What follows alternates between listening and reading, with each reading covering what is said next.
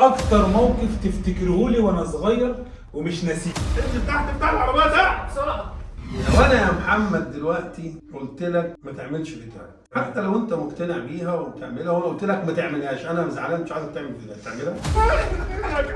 مش قادر. شوف يا ادم، شوف الدكتور هنا بسرعه. قلت لهم بقتش تيجي عندنا من ساعه ما اتشهرت. ايه رايك في الرسمه اللي انا رسمتها لك وانت صغير في المدرسه؟ حبايب قلبي عاملين ايه؟ يا رب تكونوا بخير، وحشتونا جدا جدا جدا. قبل اي حاجه عايزكم تصلوا على النبي في الكومنتات ونفجر الفيديو ده لايكات يا جماعه، لايكات. عاوزين يجيب اكتر لايكات عشان في مفاجاه جامده جدا جدا في اخر الفيديو. يلا هنعد 5 يا جماعه ونفجر الفيديو لايكات. 1 2 3 4 5. لايك لايك لايك لايك لايك. عاش يا جدعان، وقلبي للناس اللي عملت لايك يا ادم. احلى اخوات في الدنيا. النهارده عندنا فيديو جامد جدا أوي جدا أوي جدا. أوي أوي. النهارده يا جماعه عندنا مقلب في مين؟ في جد مقلب في بابا، في وربنا جد. يستر. وبقول لكم اعملوا لايك واشتركوا في القناه. ممكن يكون ابقى اخر فيديو بجد عشان مش عارف رد فعل بابا ايه. بابا عمره ما ظهر في فيديوهات ولا صور ولا اي حاجه. ربنا يستر يا جماعه. فكره الفيديو النهارده يا جماعه عازم بابا وخاله وولاد خاله على يعني الفطار. كلنا. بس احنا مش هنعدي الموضوع كده. انا هفهم بابا ان احنا هنصور تحدي عادي، وهنفتح الكاميرا ونصور تحدي عادي، وفي وسط التحدي هتحصل كارثه. ما تحرقهاش، هم يشوفوها. اكيد هيشوفوها بس لازم يفهموا. هنعمل يا جماعه ان انا اكلت حاجه مسممه وبطني اتبهدلت. فاهمين حاجه؟ وطبعا يا جماعه مش متخيل رد فعله هيكون ايه. انا عارف هو هيعمل ايه، هنضرب. ربنا يستر. مين بقى يا جماعه يشارك معانا؟ خاله. مش هينفع اعمل المقلب فيهم كلهم، فهكلم خاله دلوقتي بس عشان ما اطولش عليكم في المقدمه. هكلم خاله وافهمه ان في مقلب هيتعمل في بابا، هم هيبقوا فاهمين يعني. يلا بينا نبدا دلوقتي يا جماعه. والسته اللي كسبوا في المسابقه اساميكم في الاخر في اخر الفيديو هتلاقي اساميكم يا جماعه، وابعتوا لي صوركم على الانستجرام. الانستجرام في الديسكربشن. ربنا يستر. وانت خايف؟ اكيد. وانا كمان. يلا بينا نبدا التحدي. اللايك يا جماعه، وهنختار 6 تاني من الفيديو ده من اللي هيعملوا لايك ويشتركوا في يعني القناه. هنفضل نختار من كل يلا فيديو. بينا عشان انا متحمس وربنا يستر. النهارده بقى معانا مفاجأة جامدة جدا جدا جدا. جدو ابويا يا جماعة الغالي، اول ظهور للحاج الغالي. عايزين كلنا في الكومنتات نورت يا حاج نورت. النهارده طبعا احنا عاملين عزومه بقى طبعا في رمضان، واليوم ده بستناه اقسم بالله ان احنا نتجمع. احنا دايما متجمعين بس قعده رمضان بقى وجو رمضان مختلف يا جماعه. فقررت بقى بالمناسبه الجميله دي ادم قال لي عايزين نصور فيديو مع جدو. يا ادم جدو فيديوهات ايه يا ادم؟ هو عايزين نصور فيديو مع جدو. هنعمل تحدي اسئله محرجه يا جماعه مع الحاج ومع خاله يا جماعه. خاله وغالي خاله اللي منورنا طبعا، وشباب العيله الجمال محمد وسيف وزياد ومحمد وخالد. موتوسيكلات وعجل واجهزه كمبيوتر وترابيزات بلياردو وبنج. منوريني ومشرفيني وفي مين؟ ونوما طبعا. انت الكل في الكل يا عم. يلا بينا يا جماعه عشان ما نطولش عليكم في المقدمه، بس قبل اي حاجه ما تنسوش تعملوا لايك وان شاء الله الفيديو يعجبكم. يلا بينا نبدا الاسئله، نسال بعض اسئله كده محرجه وزي ما تيجي. يلا بينا دلوقتي يا جماعه هنبدا الاسئله. عاوز اقول لك يا حاج ان انا نفسي اسالك سؤال من زمان هموت واساله لك. طبعا كل واحد بقى بيبقى يعني في مواقف كده معلمه معاه في حياته. ايه اكتر موقف تفتكرهولي وانا صغير ومش ناسيه؟ اكتر موقف هو واحد. هو مواقف كتير طبعا. لا انا عايز موقف واحد. ربنا يستر. رب والله يا ربنا يستر. هو فعلا الموقف اللي مش ناسيه. ايه هو؟ جيت لك المدرسه تمام وانت في اعدادي، تمام وجبت الاستاذ وبقول له استاذ محمد بياخد معاك درس منتظم معاك. تمام. فانت يعني الاستاذ قال لا ما باخدش درس معايا. يعني الاستاذ قال لك محمد ما باخدش درس معايا؟ وانا قلت له ده انا بديله فلوس الدرس وبيجيبها لك. تمام. قال له انت يا ولد بتاخد معايا درس. والله حصل. يعني وانا قلت ان انا باخد معاه درس. وفعلا انت كدبت الاستاذ وانا خدتك في حضني. تمام. غمزت الاستاذ وقلت له ايوه يا استاذ ابني ما يكدبش. وساعتها انا فعلا حسيت ان انا غلطان لان ما كنتش بسال عليك كتير في المدرسه. بعد كده عشان كده بعدها كل يوم انزل في المدرسه الاقيه. طب هل بقى جيت سالتني مثلا انت عملت اتصرفت معايا ازاي؟ ضربتني؟ لا ما ضربتكش ولومت نفسي. لان انا اللي ما كنتش بسال عليك. وانا ما قلت لك يا محمد بتعمل ليه كده يا محمد وخدتك في حضني وطبطبت عليك. تمام. ليه ده انت بتقول يا بابا عشان ما حدش بيسال عليك. فحسيت ان الغلطه دي بتاعتك. تمام. طب انت لما جيت تسالني بقى انت يعني كنت بتودي فلوس الدرس فين؟ انا قلت لك ايه؟ انا قلت لك كنت بلعب بيها سايبر. حاجه يعني مفيش مواقف. بس يعني انا بتشوفني انا بس يشوفوني ازاي؟ ده انت لسه هتعمل كده. هو انت سالتني سؤال، محدش هيتكلم غيره. انت سالتني سؤال وانا لازم اقول بصراحه. مفيش موقف غير ده لا حاجه لا تفتكروا لي؟ لا ده كان بالنسبه لي ما لن انساه مدى حياتي. طب الحمد لله يا جماعه ان انا كنت بروح اخد الفلوس ادخل بيها العب بيها بلاي ستيشن وسايبر. فعلا. دماغي كنت ماشي. شكرا يا حاج على انما بسم الله ما شاء الله عوضتني بصراحه لما كبرت، وربنا يخلي ادم واياد حقيقه يعني حبيبي حبيبي حبيبي. بدأت الكلام ده، سيبكم الكلام ده اللي جده قاله، ده كان جده ما انتوا بيكدبش. البلاي ستيشن عندكم، السايبر عندكم، ببجي طب تمام يا جماعه، نخش في السؤال الثاني عشان جده شكله بوظها خالص. نخش في السؤال الثاني. مين يحب يسال؟ انا احب اسالك يا بابا ما تتقل انت باشا اسئلتك واجاباتك. اتفضل يا حاج اتفضل. ما عشان برضو في سؤال عايز اساله لك من بدري. اتفضل يا حاج. لو انا يا محمد دلوقتي قلت لك ما تعملش فيديوهات، لو انت قلت لي ما اعملش ايه؟ ما تعملش فيديوهات حتى لو انت مقتنع بيها وبتعملها، وانا قلت لك ما تعملهاش، انا زعلان مش عايزك تعمل فيديوهات، تعملها؟ طب يا حاج ده صعب قوي انت كده السؤال. بتحطه انت كده بتحطني في موضوع ده، في 6 مليون متابع ما انا عارف. يعني اختارك يا انت يا بابا يا الفيديوهات. عارف. قول له انت عندك كام سنه يا بابا؟ فاضل لك قد ايه يعني؟ يعني كده عنده كام سنة؟ ليه كده يا حاج؟ عنده حاجة. يا جماعه السؤال صعب، اللي يعرف اجابه يكتب لي يساعدني في الكومنتات. بس عايز اقول لك يا حاج ان ده انا بيع نفسي عشانك، مش السوشيال ميديا بس. ما هي دي اللي انا عايز اعرفها خلاص. ده انا الدنيا كل حاجه تحت رجلي. أبويا الحنين أبويا الغالي سندي وروح. دي مش عيب. ايه دي بس؟ انت بتقارن ايه بس دي؟ حبيبي والله العظيم يا جدعان، والله انتوا عندي حاجه كبيره قوي، بس طبعا لو انتوا مكاني مستحيل هتقولوا حاجه غير اللي انا قلتها. وندخل يا جماعه في السؤال اللي بعده. انا اسالك بقى. أنا أسألك. قالوا ربنا يستر يا انا اسالك اتفضل. ايه في ايه؟ مفيش. أنا عايز أعرف. والله ما انت ما بتعرفش تسال خالص. ربنا يستر يا خالد. ايه رايك في الرسمه اللي انا رسمتها لك وانت صغير في المدرسه؟ عاوز اقول لكم يا جماعه يا نهار تحفه طبعا. عايز اقول لكم يا جماعه ان انا اللي كان بيرسم لي الرسومات وانا في المدرسه خاله، الموهبه اللي انا فيها دي خاله علي وخاله احمد رحمه الله عليه، هم الموهبه انا اخدها منهم من خلاني بجد. كان بيرسم لي بقى حرب اكتوبر، كان بيطلبوا مننا رسومات انا خدت جوائز على حس خاله قد كده. اقسم بالله اقسم بالله العظيم انا خدت كميه جوائز على حس خاله. ففعلا الموهبه طالعه من هنا، واكيد طبعا يا خاله انت بتتكلم ايه محتاجه رايك. انت ايه اللي رايك في رسوماتي بقى دلوقتي؟ لا ده انت عديت الدنيا. محدش يقدر يرسمه في الدنيا. مين يدوق مين يقول؟ سمعتك. حبيبي يا ريت. ايوه طبعا.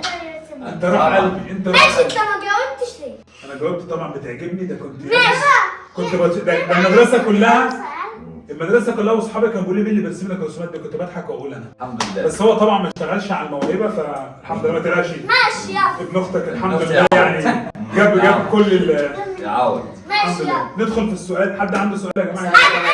نسأل خاله. سألنا يا زياد. هو انت ليه ما بقتش تيجي عندنا من ساعة ما اتشهرت؟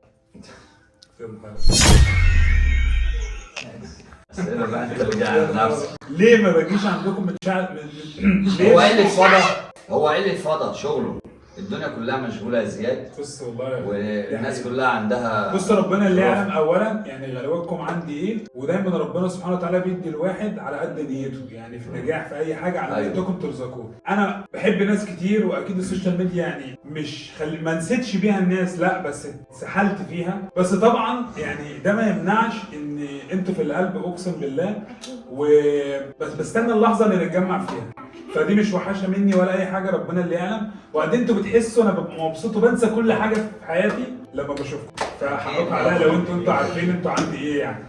حبايبي دوما انا حاسس ان انا مش عارف ثواني اوقف حاسس ان انا دايخ او مش عارف دماغي فيها حاجه. ممكن تجيب لي حاجه مسكره بس بسرعه ده معلش بسرعه. عارف اللي هو تحس دماغك كده في سخونيه كده طالعه. تقريبا سؤال زياد جاب لك هبوط. لا كنت باخد الاسئله صدمات كده فمش ما علينا. يعني حاسس بايه صاير؟ مش عارف يا بابا، حاسس ان دماغي هيجيب حاجه. يلا يا انا باخد يخلص يا قلق. ماشي خلاص جيت اهو. تيجي تجيب له فروله، تجيب له ميه بسكر. هو شرب قهوة. قهوه قهوه.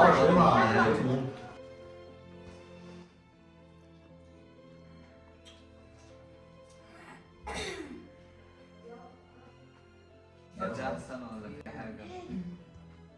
مش عارف.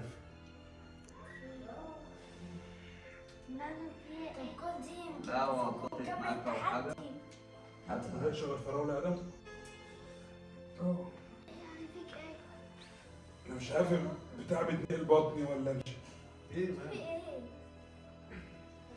يلا يلا خلينا نكمل تعدي. يلا شغل. يلا شغل.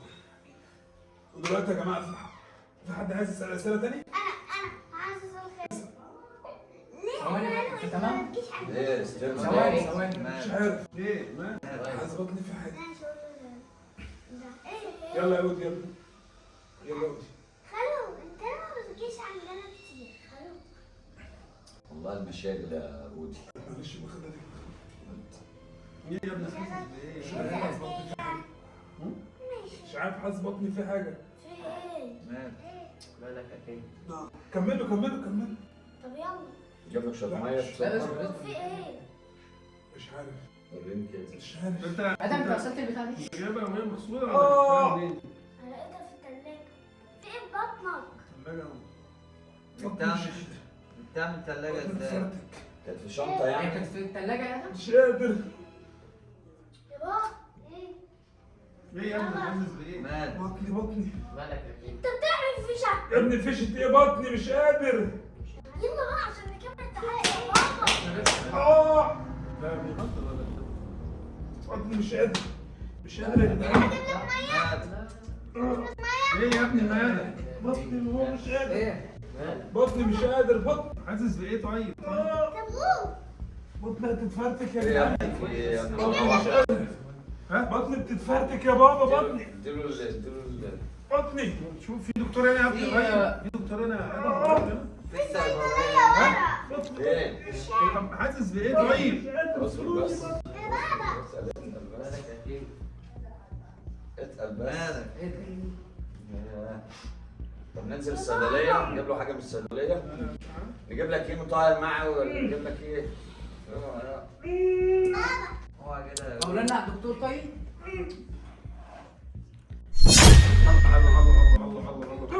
بطني. ليه يا ابني؟ دكتور هنا بسرعه. بطني يا بابا. بطني مش قادر.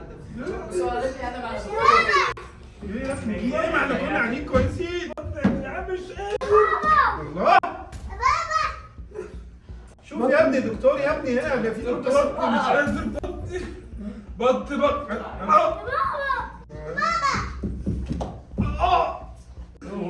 بطني مش قادر. ايه ده طيب بطني هتتفرج اموت. هو بيعمل الدكتور جاي. بطني لازم الاسعاف يا عم. بطني اموت. بطني لازم الاسعاف يا عم. بطني.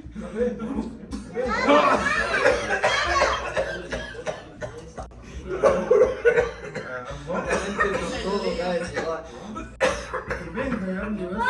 بطني. بطني مش قادر. بطني. الاسعاف كده. الحقوني يا جدعان. بطني. رد عليك يا عم اسعاف. شويه ميه يا ابني. بطني.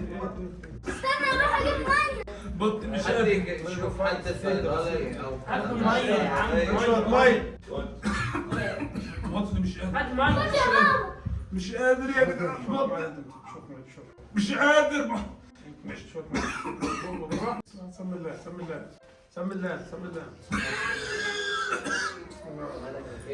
يا بابا. فين بطنك؟ ما انت يا ابني مفتاح العربيه. شيل يا علي. شيل يا ابني انت وهو. شيل.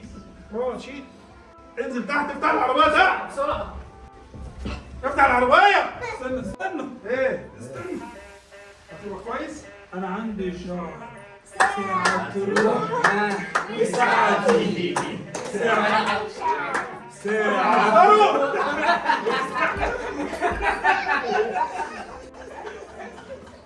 انا عامل فيك مقلب يا ماما. يا ماما انت فين؟ يا ماما في ايه؟ مين عامل ايه؟ انا غشمنا يا جدعان.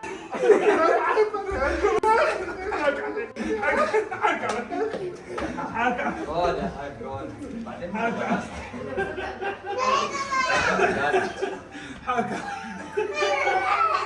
يا ودي تعال حاجة خفت عليها بالله عليك يا عودي انت خفت عليها يا عودي يا عم مش هزار ده يا محمد. يا عم انا غمستك عايز اقول لك ان كل اللي قاعدين دول متفقين معايا كلهم عارفين. مش انا غمستك وعملت لك كده رحت انت بصصني ورحت عامل لك كده. كلهم عارفين هزار يا محمد، لا مش هزار ده. لا لا لا يا لا يا بابا والله العظيم ما اقصد ما اقصدش معلش يا روحي معلش يا روحي انا اسف يا جدعان غمستك عملت لك انا كده. اسف انا شكلي يا جدعان غشمنا في المقلب ولا ايه يا ابني زعلك حاجة حاجة مش قادر والله لا بجد يا لهوي دي فوازير رمضان دي ولا؟